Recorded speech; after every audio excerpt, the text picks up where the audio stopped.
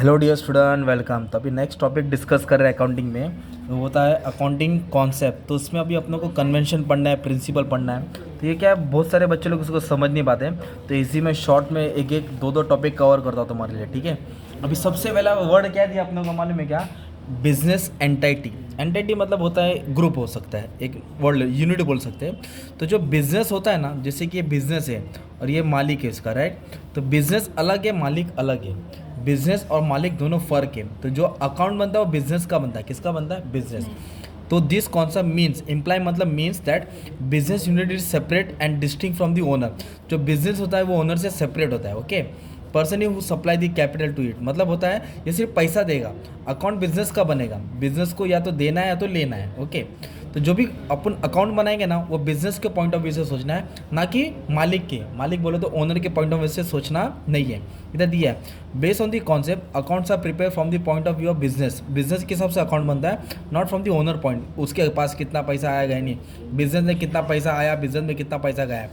According to this concept only business transaction recorded. कौन सा transaction record करना चाहिए? बिजनेस का, नॉट पर्सनल ट्रांजेक्शन। घर का कोतमीर, धनिया, साबुन, ये सब नहीं। बिजनेस में कितना मटेरियल आया, बिजनेस से कितना पैसा गया, कितना आया, वो ट्रांजेक्शन रिकॉर्ड होता है। But there transaction with the business capital, कितना कैपिटल से कंट्रीब्यूट किया। अभी जैसे कि एग्जांपल क्या दिया इसमें कि आधी एक बिल्डिंग है, आधी बिल्डिंग ऑफिस में है और आधा बिल्डिंग घर वाले इस पर। बिल्डिंग का आधा हिस्सा ऑफिस में जा रहा है और बिल्डिंग का आधा हिस्सा घर वाले इस्तेमाल कर रहे हैं। और बिल्डिंग से भाड़ा कितना है? 50,000। कितना है? तो 25,000 बिजनेस में दिखाएंगे और 25,000 ड्राइंग में दिखाना पड़ेगा।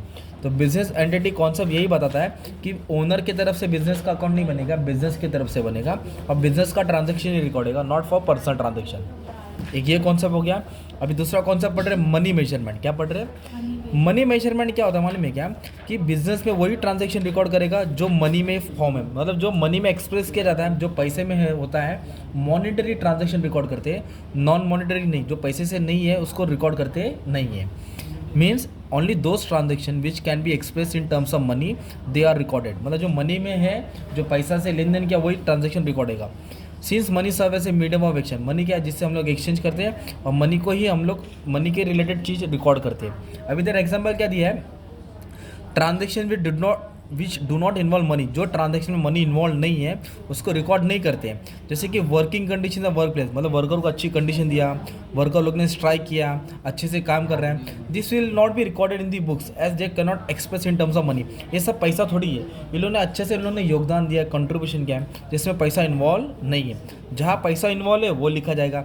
जैसे 5 कंप्यूटर खरीदा, एक कंप्यूटर 10,000 का, तो 5 कंप्यूटर 50,000 का, टेबल खरीदा, चेयर खरीदा, तो उसको नहीं रिकॉर्ड करेंगे, कितना रुपये का खरीदा वो रिकॉर्ड करेंगे।